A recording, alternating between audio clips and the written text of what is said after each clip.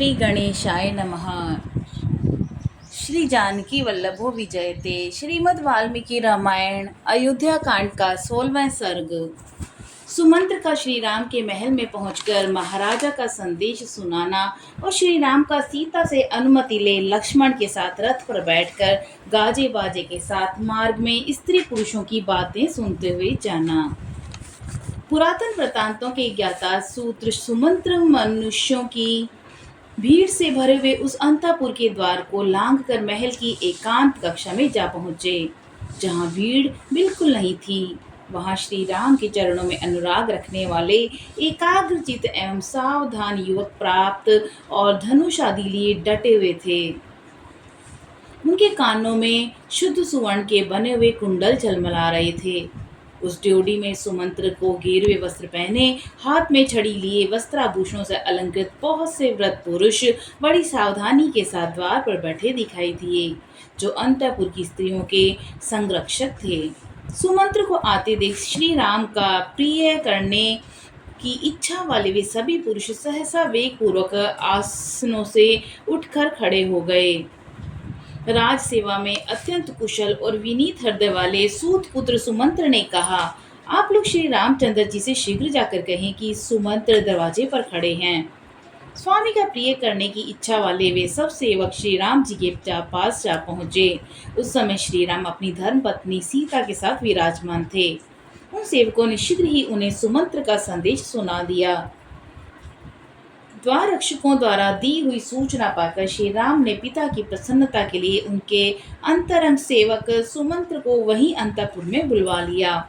वहां पहुंचकर सुमंत्र ने देखा श्री रामचंद्र जी वस्त्राभूषणों से अलंकृत हो कुबेर के समान जान पड़ते हैं और बिछोने से युक्त सोने के पलंग पर विराजमान हैं। शत्रुओं को संताप देने वाले श्री रघुनाथ जी के श्री अंगों में वाराह के रुधिर की भांति लाल पवित्र सुगंधित उत्तम चंदन का लेप लगा हुआ है और देवी सीता उनके पास बैठकर अपने हाथ से चावल डुला रही हैं। सीता के अत्यंत समीप बैठे हुए श्री राम चित्रा से संयुक्त चंद्रमा की भांति शोभा पाते हैं। विनय के ज्ञाता वंदी सुमंत्र ने तपते हुए सूर्य की भांति अपने नित्य प्रकाश से संपन्न रहकर अधिक प्रकाशित होने वाले वरदायक श्री राम को विनीत भाव से प्रणाम किया। विहार कालिक शयन के लिए जो आसन था, उस पलंग पर बैठे हुए प्रसन्न मुख वाले राजकुमार श्री राम का दर्शन करके राजा दशरथ द्वारा सम्मानित सुमंत्र ने हाथ जोड़कर इस प्रकार कहा, श्री राम, आपको पाकर महारानी कौशल्या सर्वश्रेष्ठ संतान वाली हो गई हैं। इस समय रानी केकई के साथ बैठे हुए आपके पिताजी आपको देखना चाहते हैं, अतः वहां चलिए, विलंब न कीजिए। सुमंत्र के ऐसा कहने पर महातेजस्वी नरश्रेष्ठ श्री राम ने सीता जी का सम्मान करते हुए प्रसन्नता पूर्वक उनसे इस प्रकार कहा, देवी, जान पड़ता है पिता और माता केकई दोनों मिलकर मेरे विषय में कुछ विचार कर रहे हैं। निश्चय ही मेरे अभिषेक के संबंध में कोई बात होगी। मेरे अभिषेक के विषय में राजा के अभिप्राय को लक्ष्य करके उनका प्रिय करने की इच्छा वाली परम उदार और समर्थ कजरारे नैनों वाली केकई मेरे अभिषेक के लिए ही राजा को प्रेरित कर रही होंगी। मेरी माता केकई राजकुमारी इस समाचार से बहुत प्रसन्न हुई होंगी। वे महाराज का हित चाहने वाली और उनकी अनुगामिनी हैं। साथ ही वे मेरा भी भला चाहती हैं। अतः वे महाराज का अभिषेक करने के लिए जल्दी करने को कह रही होंगी। सौभाग्य की बात है कि महाराज अपनी प्यारी रानी के साथ बैठे हैं और उन्होंने मेरे अभिष्ट अर्थ को सिद्ध करने वाले सुमंत्र को ही दूत बनाकर भेजा है। जैसी वहां अंतरंग परिषद बैठी है, वैसे ही दूत सुमंत्र जी भी यहाँ पधारे हैं। अवश्य आज ही महाराज मुझे युवराज के पद पर अभिषेक करेंगे। अतः मैं प्रसन्नता पूर्वक यहाँ से शीघ्र जाकर महाराज के दर्शन करूंगा। तुम परिजनों के साथ यहाँ सुखपूर्वक बैठो और आनंद करो। पति के द्वारा इस प्रकार सम्मानित होकर कजरारे नेत्रों वाली सीता देवी उनका मंगल चिंतन करती हुई स्वामी के साथ साथ द्वार तक उन्हें पहुंचाने के लिए गईं। उस समय वह बोली, आर्यपुत्र, ब्राह्मणों के साथ रहकर आपका युवराज पद पर अभिषेक करके महाराज दूसरे समय में राजसूय यज्ञ में सम्राट के पद पर आपका अभिषेक करने योग्य हैं। ठीक उसी तरह जैसे लोक सृष्टा ब्रह्मा ने देवराज इंद्र का अभिषेक किया था। आप राजसूय यज्ञ में दीक्षित हो, तदनुकूल व्रत का पालन करने में तत्पर, श्रेष्ठ मृग चर्मधारी, पवित्र और हाथ में मृग का श्रृंग धारण करने वाले हो, और इस रूप में आपका दर्शन करती हुई मैं आपकी सेवा में संलग्न रहूं, यही मेरी शुभकामना है। आपकी पूर्व दिशा में वज्रधारणी व इंद्र, दक्षिण दिशा में यमराज, पश्चिम दिशा में वरुण और उत्तर दिशा में कुबेर रक्षा करें। तदंतर सीता की अनुमति ले वे उत्सव कालिक मंगल कृत्य पूर्ण करके श्री रामचंद्र जी सुमंत्र के साथ अपने महल से बाहर निकले।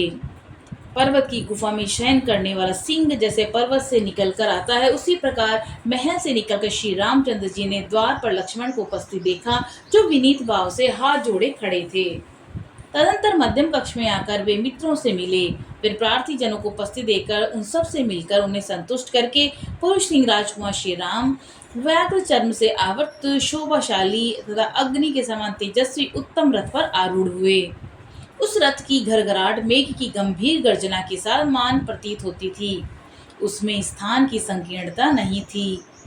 वह विस्तृत था और मणि एवं सुवर्ण से विशोभित था। उसकी कांति सुवर्णमय मेरु पर्वत के समान जान पड़ती थी। वह रथ अपनी प्रभा से लोगों की आंखों में चकाचौंध सा पैदा कर देता था। उसमें उत्तम घोड़े जुते हुए थे, जो अधिक पुष्ट होने के कारण हाथी के बच्चों के समान प्रतीत होते थे। जैसे सहस्त्र नेत्रधारी इंद्र हरे रंग के घोड़ों से युक्त शीघ्रगामी रथ पर सवार होते हैं, उसी प्रकार श्री राम अपने उस रथ पर आरूढ़ थे। अपनी सहज शोभा से प्रकाशित श्री रघुनाथ जी उस रथ पर आरूढ़ हो तुरंत वहां से चल दिए। वह तेजस्वी रथ आकाश में गरजने वाले मेघ की भांति अपनी घर घर ध्वनि से संपूर्ण दिशाओं में प्रतिध्वनित करता हुआ महान मेघ कंठ से निकलने वाले चंद्रमा के समान श्री राम के उस भवन से बाहर निकला। श्री राम के छोटे भाई लक्ष्मण भी हाथों में विचित्र चंवर लिए उस रथ पर बैठ गए और पीछे से अपने ज्येष्ठ भ्राता श्री राम की रक्षा करने लगे। फिर तो सब ओर से मनुष्यों की भारी भीड़ निकलने लगी। उस समय उस जन समूह के चलने से सहसा भयंकर कोलाहल मच गया। श्री राम के पीछे पीछे अच्छे अच्छे घोड़े और पर्वतों के समान विशाल काय श्रेष्ठ गजराज सैकड़ों हजारों की संख्या में चलने लगे। उनके आगे आगे कवच आदि से सुसज्जित तथा चंदन और अगुर से विभूषित हो खड़ग और धनुष धारण किए बहुत से शूरवीर तथा मंगल शंशी मनुष्य वंदी आदि चल रहे थे। तदंतर मार्ग में वाद्यों की ध्वनि, वंदी जनों के स्तुति पाठ के शब्द, शूरवीरों के सिंहनाद सुनाई देने लगे। महलों की खिड़कियों में बैठी हुई वस्त्राभूषणों से विभूषित वनिताएं सब ओर से शत्रुदमन श्री राम पर ढेर के ढेर सुंदर पुष्प बिखेर रही थीं। इस अवस्था में श्री राम आगे बढ़ते चले जा रहे थे। उस समय अटालिकाओं और भूतल पर खड़ी हुई सर्वांग सुंदरी युवतियां श्री राम का प्रिय करने की इच्छा से श्रेष्ठ वचनों द्वारा उनकी स्तुति करने लगी। माता को आनंद प्रदान करने वाले रघुवीर, आपकी यह यात्रा सफल होगी और आपको पैतृक राज्य प्राप्त होगा। इस अवस्था में आपको देखते हुए आपकी माता कौशल्या निश्चय ही आनंदित हो रही होंगी। वे नारियां श्री राम की हृदय वल्लभा सीमंतनीन सीता को संसार की समस्त सौभाग्यवती स्त्रियों से श्रेष्ठ मानती हुई कहने लगी, उन देवी सीता ने पूर्व काल में निश्चय ही बड़ा भारी तप किया होगा, तभी उन्होंने चंद्रमा से संयुक्त हुए रोहिणी की भांति श्री राम का संयोग प्राप्त किया है। इस प्रकार राजमार्ग पर रथ पर बैठे श्री रामचंद्र जी प्रसाद शिखरों पर बैठी हुई युवती स्त्रियों के द्वारा कही गई ये प्यारी बातें सुन रहे थे। उस समय अयोध्या में आए हुए दूर दूर के लोग अत्यंत हर्ष में भरकर वहां श्री रामचंद्र जी के विषय में जो वार्तालाप तरह की बातें करते थे, अपने विषय में कही गई उन सभी बातों को श्री रघुनाथ जी को सुनाते जा रहे थे। वे कहते हैं, इस समय वे श्री रामचंद्र जी महाराज दशरथ की कृपा से बहुत बड़ी संपत्ति के अधिकारी होने जा रहे हैं और अब हम सब लोगों की समस्त कामनाएं पूर्ण हो जाएंगी, क्योंकि ये श्री राम हमारे शासक होंगे। यदि यह सारा राज्य चिरकाल के लिए इनके हाथ में आ जाए तो इस जगत की समस्त जनता के लिए महान लाभ होगा। इनके राजा होने पर कभी किसी का अप्रिय नहीं होगा और किसी को कोई दुख भी नहीं देखना पड़ेगा। हिन हिनाते हुए घोड़ों, चिंगाड़ते हुए हाथियों, जय जयकार करते हुए आगे आगे चलने वाले वंदनियों और स्तुति पाठ करने वाले सूतों, वंश की वरुदावली बखाने वाले मगधों और सब श्रेष्ठ गुणगायकों के तुमुल घोष के बीच उन वंदी आदि से पूजित और प्रशंसित होते हुए श्री रामचंद्र जी कुबेर के समान चल रहे थे। यात्रा करते हुए श्री राम ने उस विशाल राजमार्ग को देखा जो हथनियों मतवाले हाथियों, रथों, घोड़ों से खचाखच भरा हुआ था। उसके प्रत्येक चौराहे पर मनुष्यों की भारी भीड़ इकट्ठी हो रही थी।